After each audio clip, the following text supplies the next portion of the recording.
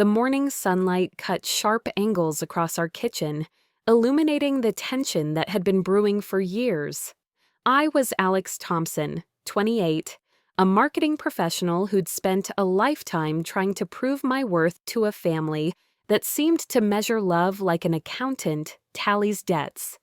My parents, Robert and Eleanor Thompson, were masters of conditional affection. Their love came with invisible price tags: achievement, compliance, total submission to their expectations. Growing up, every accomplishment was met with a calculated response. About time, or we always knew you could do better. I'd graduated top of my class, landed a prestigious job at a downtown marketing firm, and maintained what appeared to be a picture-perfect life. Yet beneath the surface, a current of resentment had been slowly building, like water gathering behind a fragile dam. The breaking point wasn't dramatic. It rarely is. It was a quiet Tuesday when I discovered a series of financial documents hidden in my father's home office. Tucked between tax returns and insurance policies were detailed spreadsheets tracking every cent they'd ever spent on me. College tuition, childhood expenses, birthday gifts, each meticulously logged as if I were some investment that needed constant auditing. But it was the additional column that made my blood run cold. Beside each expense was a calculated expected return, not in emotional support or love, but in literal financial payback. I was a transaction to them, not a daughter. My mother's voice echoed in my mind. "We've sacrificed everything for you," she'd say, her tone a perfect blend of martyrdom and accusation. Those words had been my soundtrack growing up, a constant reminder of the debt I supposedly owed. The spreadsheet revealed more than just numbers. It was a blueprint of manipulation, a clinical breakdown of how they transformed parental love into a complex system of emotional blackmail. Every birthday check, every college textbook, every family vacation was documented not as a gift, but as a future claim. I thought about my childhood, the constant comparisons to my more successful cousins, the subtle undermining of my choices, the way they'd redirect conversations to highlight my perceived shortcomings. This wasn't love. This was a calculated business arrangement where I was perpetually in their debt. My hands trembled slightly as I held the documents. The neat columns of numbers blurred before my eyes. In that moment, I realized something had to change. I couldn't continue being their perpetual debtor, their project, their unfinished calculation. The dam was about to break, and I was going to be the one to break it. The revelations didn't stop with that first spreadsheet. Each document I uncovered peeled back another layer of my family's calculated approach to relationships. A locked drawer in my father's study became my gateway to understanding the true depth of their manipulation. Inside, I found a series of emails and financial records that painted a more insidious picture. My parents had been actively managing my life's trajectory, not out of love, but as a long-term investment strategy. They'd been secretly redirecting funds from my trust account, making strategic investments in my name without my knowledge, and meticulously tracking every potential return. One email chain particularly struck me.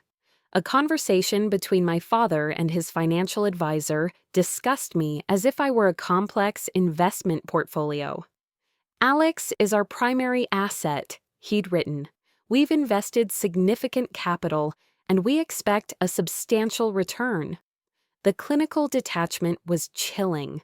I discovered they had been pressuring my previous employers, using their network of contacts to influence my career moves. Those job opportunities I thought I'd earned, many were carefully orchestrated by my parents, each move calculated to maximize their perceived return on investment. The most devastating revelation came in a series of text messages between my mother and my aunt.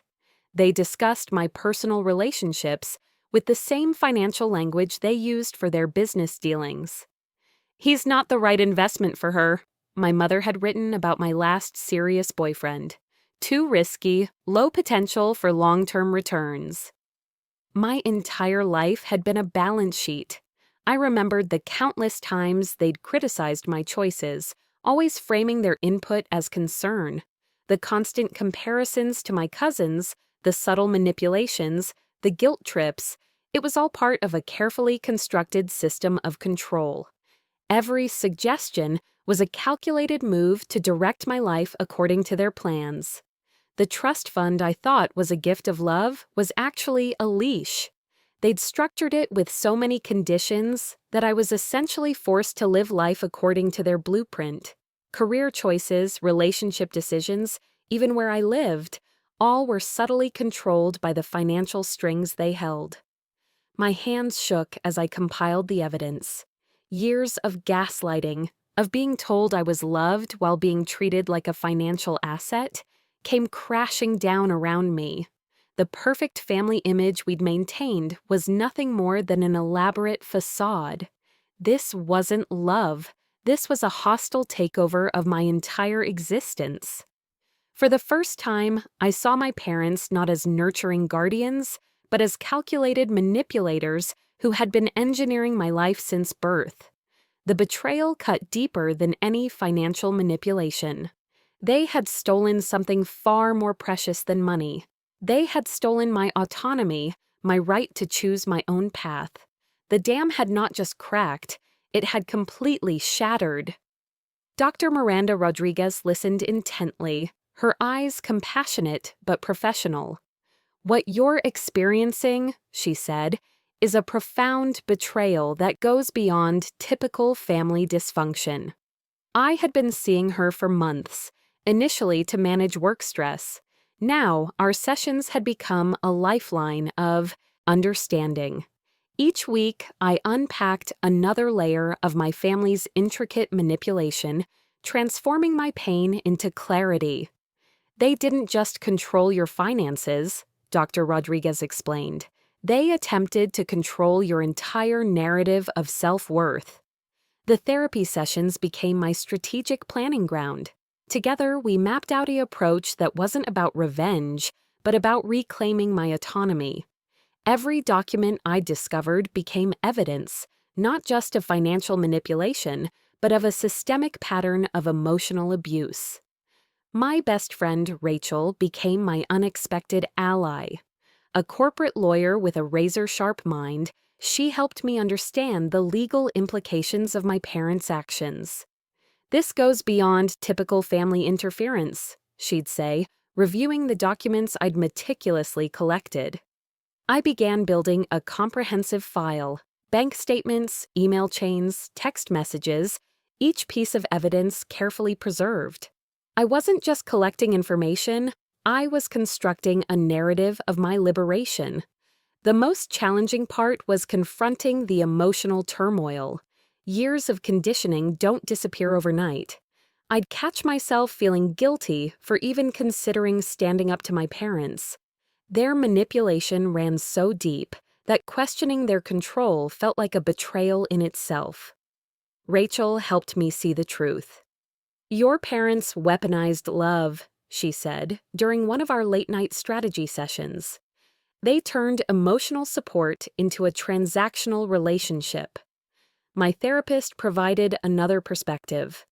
"Detachment isn't cruelty," Dr. Rodriguez reminded me. "It's self-preservation." I created a detailed plan.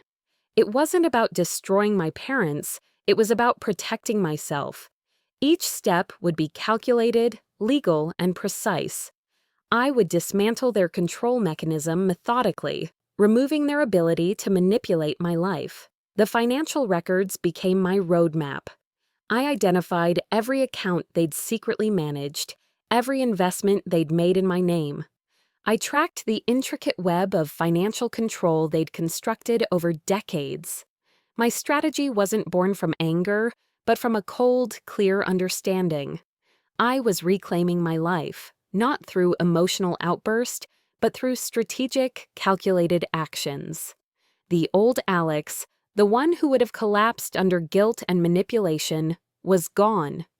In her place stood someone calculated, determined, and absolutely resolute. The war was about to begin, and for the first time, I was ready to fight back. The first domino fell on a crisp Tuesday morning. I sat in my meticulously organized home office, fingers hovering over my banking app. Years of financial entanglement were about to unravel. Each autopay, each hidden connection to my parents' financial web, would be systematically disconnected. The electricity bill canceled, the home insurance terminated, the cell phone plan they'd kept under their name severed.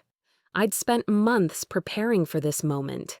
Rachel had helped me understand the legal nuances, ensuring every action was precise and protected. My therapist had prepared me for the emotional fallout. My first call was to my parents' utility providers.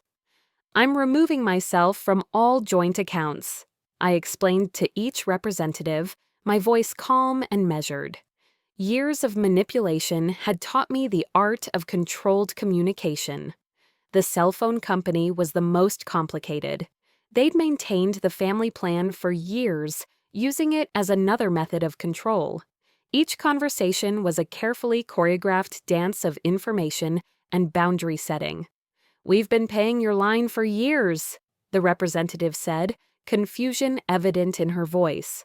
"That changes today," I responded. No explanation, no justification, just a clear, definitive statement. I transferred my number to a new plan, cutting the final digital umbilical cord. Each action felt like removing a layer of invisible chains. The retirement accounts were more complex. My parents had been managing investments in my name for years, making decisions without my full consent. I contacted a forensic accountant recommended by Rachel, meticulously documenting every unauthorized transaction. Text messages began flooding in. First from my mother, "What are you doing? We're just trying to help you. This is how families support each other." Each message was a manipulation attempt, carefully crafted to invoke guilt. I didn't respond. My father's approach was different. Clinical, calculated. "We need to discuss the financial implications of your actions." "This is not rational." I saved each message, evidence, documentation, protection. The most challenging moment came when I discovered a joint credit card I didn't know existed. Years of expenses, subtly tracked, another method of control. I contacted the bank, initiated a full separation, watched as decades of financial entanglement began to unravel. Rachel reviewed everything. "You're doing this perfectly," she assured me, "legally, methodically." Each canceled autopay was more than a financial transaction. It was an act of liberation, a statement that my life was my own, no longer a portfolio to be managed, no longer an investment to be controlled. The war had begun, and I was winning. The first family gathering after my financial separation was a battlefield disguised as a Sunday brunch. Aunt Margaret arrived first, her eyes already narrowed with judgment. My cousins Michael and Sarah followed, carrying an undercurrent of tension that filled the restaurant before my parents even arrived. "Your mother is devastated," Aunt Margaret announced, her statement more an accusation than an observation. I remained calm. "I'm sure she is," I responded, my voice neutral. Years of therapy had taught me the art of measured response. My father entered first, his corporate persona sliding into the room like a carefully pressed suit. My mother followed, her eyes already glistening with what I knew was a carefully choreographed display of emotional manipulation. "We need to talk," my father said, his tone more boardroom than family. The restaurant became a stage. My extended family watched, some with concern, others with a morbid curiosity usually reserved for train wrecks. My cousins Michael and Sarah exchanged uncomfortable glances, caught between family loyalty and a growing understanding of the complex dynamics at play. My mother's approach was multifaceted. First, she attempted guilt. "After everything we've done for you," she whispered, her voice trembling. The performance was Oscar-worthy. Years of practice had perfected her technique. My aunt chimed in. "Family supports each other," she said, her statement a thinly veiled accusation. I had prepared for this. Rachel had coached me, Dr. Rodriguez had strengthened my resolve. I pulled out a meticulously prepared document, a comprehensive breakdown of every financial manipulation, every unauthorized decision made in my name. "Let's discuss the facts," I said, sliding the document across the table. The temperature dropped. My father's corporate mask slipped momentarily, revealing a flicker of panic. My mother's carefully constructed emotional display fractured. The document was damning. Years of financial control, unauthorized investments, manipulated career decisions, all laid bare in black and white.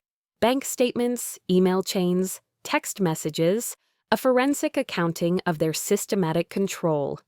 My cousins leaned in, reading. Michael's expression changed first, recognition dawning that my story wasn't just an emotional outburst, but a documented reality. The extended family fracture began to form. Some sided with my parents, clinging to the familiar narrative of familial loyalty. Others, particularly my younger cousins, saw the documentation for what it was, a systematic pattern of control. Aunt Margaret's attack came next. "You're destroying the family," she hissed, her voice a mixture of anger and fear. My response was measured.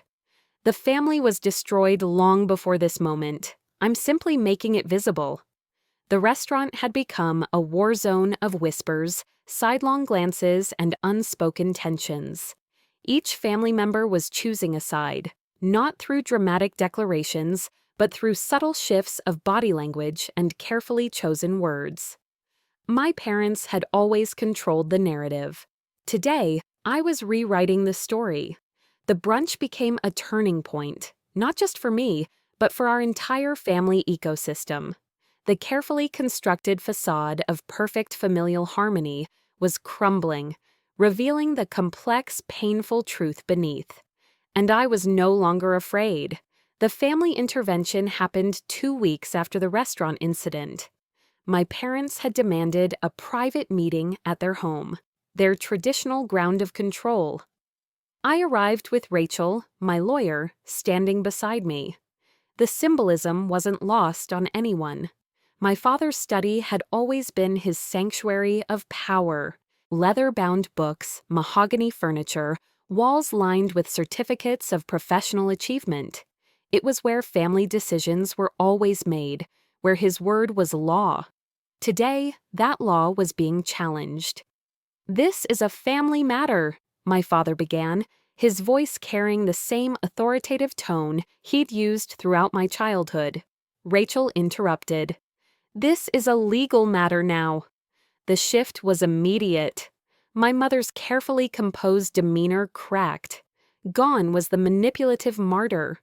In her place was a woman confronting the potential collapse of her meticulously constructed narrative. "We did everything for you," she whispered, a last-ditch attempt at emotional manipulation. I pulled out the comprehensive file, every financial record, every unauthorized investment, every manipulated communication. The evidence was overwhelming. "Everything?" I asked. "Or everything that served your narrative?" My father's corporate mask began to slip. For the first time, I saw something different in his eyes. Not anger, not manipulation, fear. Rachel began detailing the legal implications. Unauthorized financial management, potential fraud, years of calculated control that crossed multiple legal boundaries. "We were protecting you," my mother insisted, but her voice lacked conviction. The most powerful moment came when I spoke about the emotional cost. Not the financial manipulation, but the years of conditional love, the constant comparisons, the systematic undermining of my self-worth. "Love isn't a balance sheet," I said. The words hung in the room, powerful and transformative. My father attempted his final strategy, negotiation. "We can resolve this privately," he said, pulling out a checkbook. Another transaction, another attempt to control. Rachel's response was swift. "This is beyond financial settlement." The intervention became a deconstruction of their control, of their narrative, of the family mythology they'd constructed. My mother broke first, not with anger, with something more profound, recognition. "We thought we were protecting you," she said, her voice barely a whisper. "Protection isn't control," I responded. The study, once a symbol of their power, became the site of their most significant defeat. Years of manipulation, decades of calculated control, were being dismantled in real time.